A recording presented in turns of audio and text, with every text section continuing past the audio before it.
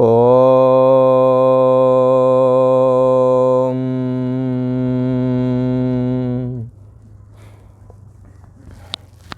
श्री योग वासिष्ठ के उपशम प्रकरण में श्री राम जी ने पूछा, हे मुनीश्वर, ये जो आपके वचन हैं, जो उपदेश हैं, ये बड़े गंभीर और तोल से रहते हैं। इनका तौल नहीं समझ में आ रही है। तोल से रहते हैं, इनका कोई मूल नहीं दे सकता। मोल तोल से रहते हैं। हे मुनीश्वर, ये आपके वचन बड़े गंभीर और तुलना रहते हैं। इनकी तुलना किसी से की नहीं जा सकती है। तोल से रहते हैं। हे राम जी, हाँ, राम जी कहते हैं वशिष्ठ जी महाराज से कि आप कहते हैं कि अहंकार और तृष्णा मत करो। आप कह रहे हैं? बोले हाँ। तो अहंकार त्यागे तो चेष्टा कैसे होगी? अगर अहंकार का त्याग कर दें, अहम अस्मि, इसका यह त्याग कर दें तो परिच्छिन्न व्यक्तित्वपना भाव ना हो तो कैसे काम चलेगा? अहंकार और तृष्णा मत करो, ऐसा आप कहते हैं। जो अहंकार को त्याग कर दें तो चेष्टा कैसे होगी? अहंकार के बगैर चेष्टा तो होती नहीं है। तब तो देह का भी त्याग हो जाएगा, क्योंकि अहंकार ही देह रूप है। अहंकार का स्थूल रूप, ये एड़ी से चोटी तक लेकर जो शरीर है, ये अहंकार का स्थूल रूप है। और शरीर का सूक्ष्म रूप क्या है? अहंकार। अहम अस्मि, ये अहंकार ही सूक्ष्म रूप है, स्थूल रूप धारण करता तो देह बन जाता है। अहम अस्मि, ये जो मैं है ना, इसी को अहंकार कहते हैं। ये अहंकार ही सूक्ष्म रूप स्थूल रूप को धारण करता है, तो हमारा आपका देह बन करके प्रकट हो जाता है। कोई कहेगा देह तो माता पिता से जन्मा, इसे कैसी बात कह दी? अरे चाहे जहाँ से जन्मा हो, अहंकार ही देह रूप धारण करता है, स्थूल रूपता। तो अहंकार, राम जी कहते हैं कि ये बात कैसे बनेगी? यदि अहंकार का त्याग करेंगे तो देह का भी त्याग हो जाएगा। जैसे वृक्ष स्तंभ के आश्रय में होते हैं, स्तंभ के नाश होने पर वृक्ष नहीं रहता, तैसे ही देह अहंकार धारण कर रहा है। और यदि अहंकार ना रहेगा तो उससे रहत देह यदि हो जाएगी तो गिर जाएगी, फिर इसे कौन धारण करेगा? यदि अंदर से मैं बुद्धि को ही निकाल बाहर कर दें तो कैसे बात बनेगी? इससे मैं अहंकार को त्याग करके कैसे जीता रहूँगा? जो आप कह रहे हैं अहंकार का त्याग कर दो, तृष्णा का त्याग कर दो। तृष्णा रहती है अहंकार में, अहंकार का त्याग करेंगे तो अपना शरीर कैसे चलेगा? यह अर्थ मुझको निश्चय करके भगवान कहिए। ये कैसा रहस्य है, इसको मैं कैसे समझूं? क्योंकि हे भगवान, आप कहने वालों में श्रेष्ठ हैं और साक्षात ब्रह्मा जी के मानस पुत्र हैं और हमारे कुल गुरु हैं। आपके अलावा ये रहस्य कौन बता सकता है? तो जब राम जी ने ऐसा पूछा तब श्री वशिष्ठ जी महाराज बोले, हे कमल नयन राम जी, सर्व ज्ञानवानों ने वासना अर्थात तृष्णा का त्याग किया है। ऐसा नहीं है कि ये तुम्हारे लिए नई बात है। जितने आज तक ज्ञानवान हुए हैं, तिन्होंने सबने तृष्णा का त्याग किया है। सो दो प्रकार का त्याग है। एक का नाम ध्येय त्याग और दूसरे का नाम है नेह त्याग।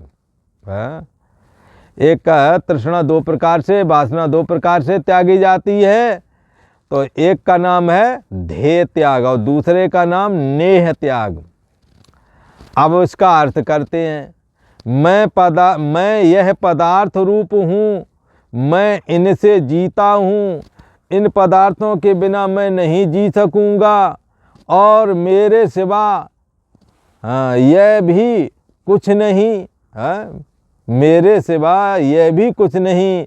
यह जो हृदय में निश्चय है, इसको त्याग कर मैंने विचार किया है, न मैं पदार्थ हूँ न मेरे पदार्थ हैं, ऐसी भावना करने वाला पुरुष वासना का त्यागी कहलाता है।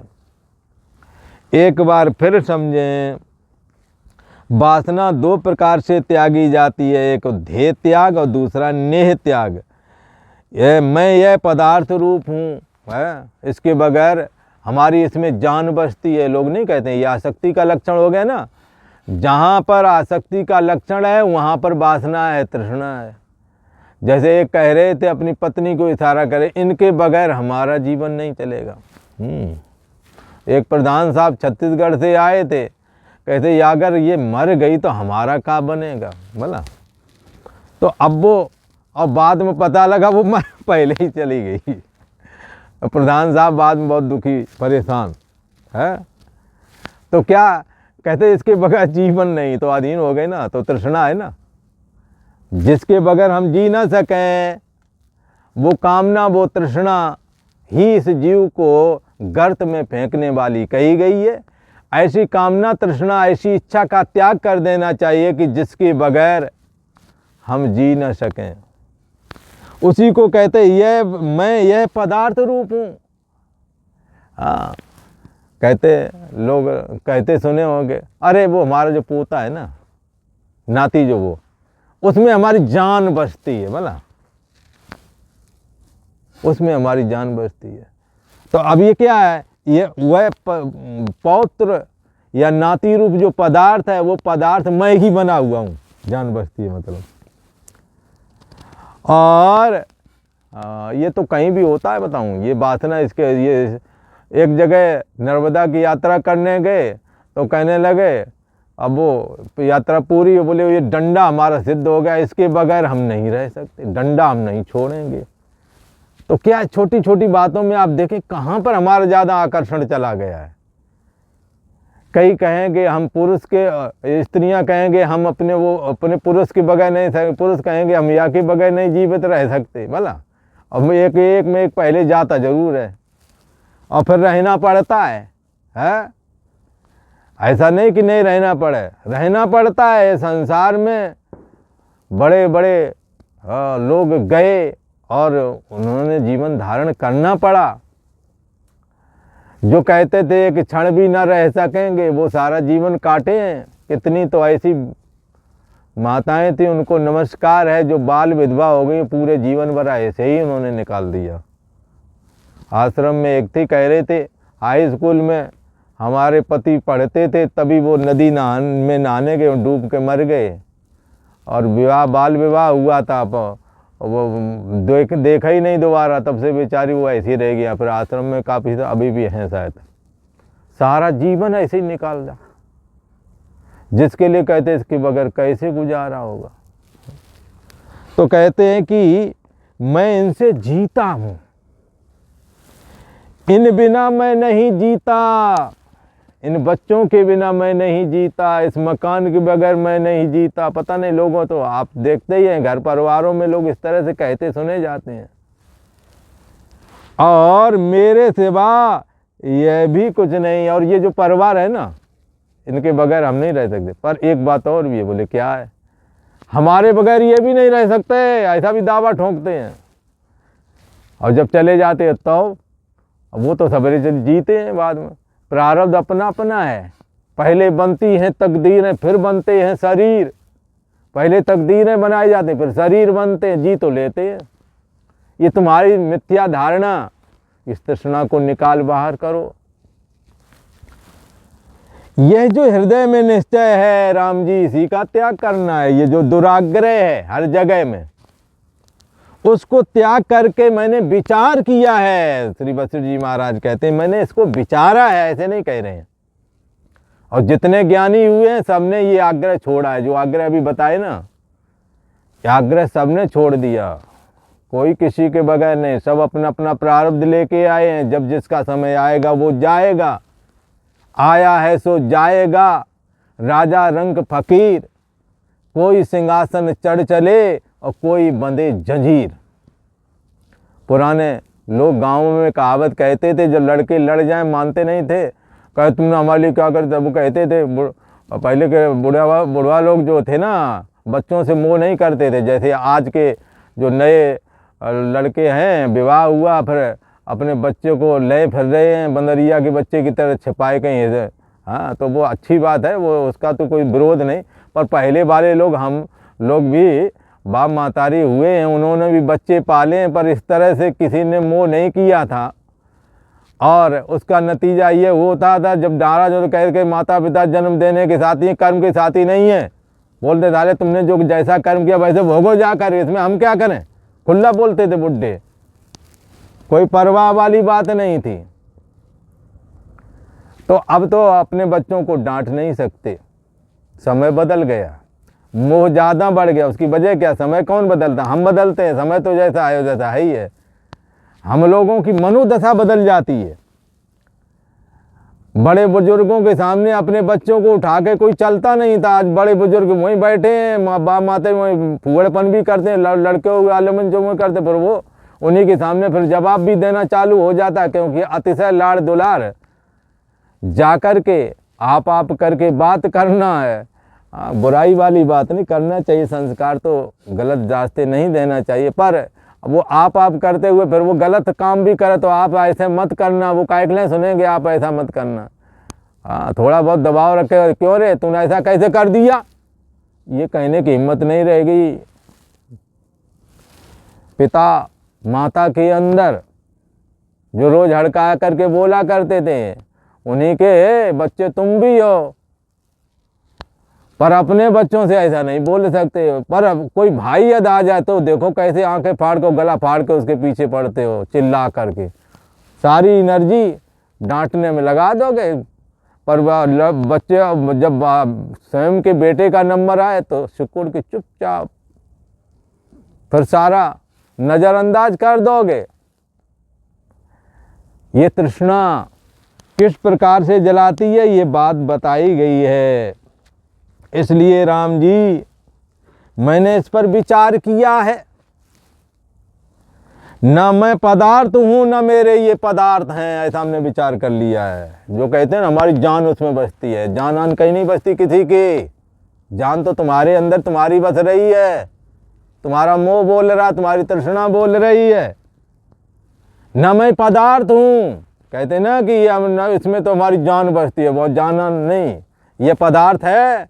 धन पुत्र स्त्री आदि ये पदार्थ हैं, इन्हीं में जान तुम्हारी, किसी की जान बसती है। कोई कहता ही हमारी जान ले लेगा, हमको हर तरह के तो है माहौल तृष्णा। तो कहते हैं कि ये न मैं पदार्थ हूँ न पदार्थ मेरे हैं, हमने तो नहीं बनाया, ईश्वरी शक्ति बनाती है। ऐसी भावना करो कि न मैं पदार्थ हूँ न मेरे पदार्थ हैं। ऐसी भावना करने वाला पुरुष है, उसका अंतःकरण आत्म प्रकाश से शीतल हो जाता है। तो क्यों शीतल हो जाता है, क्योंकि उसने न मैं पदार्थ हूँ न पदार्थ मेरा है। अर्थात न मैं इसके, जो कहते हैं हमारी जान उसमें बसती है, ना हमारी बाकी जान उसमें बसे, हमारे में बसे। मतलब किसी के में अपनी जान नहीं डालना है फालतू में, बगैर मतलब टेंशन नहीं लेना है। उसे दर्द होगा उसी को सहना पड़ेगा, तुम्हें नहीं सहना पड़ेगा। तुम नहीं सह उसका बता सकते हो, तुम केवल मदद कर सकते हो, दवा इमदाद दे सकते हो, पर दर्द जो है उसी को झेलना पड़ेगा। इसलिए ये ध्रुव सत्य है कि मैं ना पदार्थ हूँ ना पदार्थ मेरे, मैं इनका जानने वाला इससे अलग हूँ। और जो कुछ क्रिया करते हैं वो शरीर मन इंद्रियों की क्रिया है, ये क्रिया भी हमारी नहीं। ना शरीर मैं हूँ ना शरीर की क्रिया मेरी है। तो पदार्थ मैं हूँ पदार्थ मेरे हैं, ऐसा कैसे होगा जब शरीर से होने वाली चेष्टा भी मेरी चेष्टा नहीं है। ना मैं शरीर हूँ ना मेरी शरीर की चेष्टा है। ऐसा धारण करने से शरीर से होने वाली क्रियाएं लीला मात्र रह जाती हैं, है कर्म बंधन नहीं दे पाती। जिस पुरुष ने राम जी निश्चय करके वासना का त्याग किया है, ऐसा निश्चय करके ना मैं पदार्थ हूँ ना पदार्थ मेरे हैं, शरीर से होने वाले कृत्य भी हमारे नहीं, शरीर का मैं जानने हारा, इंद्रियों का मैं जानने हारा, इनसे अलग हूँ, इनसे होने वाली चेष्टा भी हमारी कैसी है। तो इनसे होने वाली वासना तुम्हारी कैसे हो गई? हाँ, इसलिए जिस पुरुष ने निश्चय करके अपना वासना का त्याग किया है वह सर्व क्रियाओं में जानने हारा जो है ना, वो साक्षी आत्मा है। सब क्रियाओं में साक्षी आत्मा अलग ही रहता है, सब क्रियाओं में आत्मा अलग ही है। मैं आत्मा हूँ, मैं ब्रह्म हूँ, ऐसा भाव धारण करके शरीर मन इंद्रिय आदि से असंग हो जाता है और ये जान जाता है न शरीर मैं हूँ, न शरीर से होने वाली चेष्टाएं मेरी हैं, न मैं मन इंद्रिय आदि हूँ, न इनके द्वारा होने वाली चेष्टाएं मेरी हैं, और न मैं पदार्थ हूँ न पदार्थ मेरे हैं।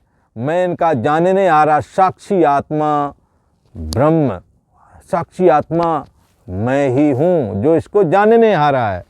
सर्व क्रियाओं में सर्व आत्मा मैं ही हूँ ऐसा जानता है।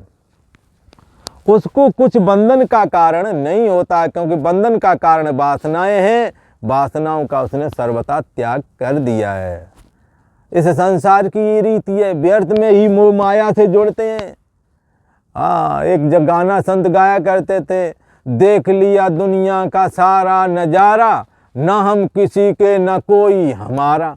अब देखने में तो ऐसे लगेगा ये बड़ा निष्ठुर बोल रहा है, पर निष्ठुर तो बोल तो रहा है, खैर हाँ थोड़ा लगता तो है ही, पर बात सही है। सारा जमाना देख लो तुम, नहीं देखा तो देखो, ना हम किसी के न कोई हमारा, हम आए थे अकेले जाएंगे अकेले। हम यदि किसी के हैं तो परमात्मा हमारा है, हम परमात्मा के हैं। शरीर भी तुम्हारा नहीं, क्योंकि शरीर तुम जब जाओगे यहीं छोड़ के जाना पड़ेगा, तो ना शरीर तुम हो ना शरीर तुम्हारा है। हाँ, शरीर जगत का है इसलिए जगत में रह जाता है, और तुम परमात्मा के हो, आत्मा के हो, इसलिए तुम्हारा जीवात्मा आत्मा में ही लीन हो जाता है। इसलिए बड़े बड़े संतों ने ऐसा निश्चय करके हमेशा परमात्मा से अपना नाता जोड़ा है, और देह और जगत से अपने नाते काम चलाने के लिए तो रखे, पर अंदर से असंग हो गए। ना मैं किसी का ना कोई हमारा। हाँ, इस दुनिया का ऐसा ही कुछ नज़ारा है। इसलिए उसको कहते हैं, उसको कुछ बंधन नहीं है। जो ऐसा जानता है उसको कुछ बंधन का कारण नहीं रहता। फिर उसके हृदय में सर्व वासना का त्याग हो गया, कोई वासना ही नहीं रहती है। हृदय शून्य हो गया, वासना शून्य हो गया। मन से सकल वासना भागी, केवल राम चरण रत लागी। सारी वासनाएं भाग जाएं और परमात्मा के प्रति प्रेम हो जाए। बाहर से इंद्रियों की चेष्टा आपको करनी होगी जब तक जीवन होगा, पर आप अंदर से सजग हैं, जागे हुए हैं, सचेत हैं कि मैं आत्मा हूँ, मैं जानने वाला हूँ। शरीर मन इंद्रिय आदि बुद्धि तक मैं जान रहा हूँ, तो इनकी चेष्टाएं भी मैं जान रहा हूँ। तो शरीर मन इंद्रिय भी मैं नहीं हूँ, ना मेरे हैं। इनकी चेष्टाएं भी मैं नहीं, और न ही इनकी चेष्टाएं मेरी हैं। इनके द्वारा होने वाला कर्म भी मेरा नहीं, शरीर मन इंद्रियों का ही है। ऐसा जान करके असंग हो जाता है और कर्मों के बंधन से ये बच जाता है, क्योंकि इसने वासना का त्याग किया है, तृष्णा का त्याग किया है। उसके हृदय में सर्व वासना क्या त्याग है, और बाहर से इंद्रियों की चेष्टा करता है, पर उस चेष्टा को अपना मानता नहीं है।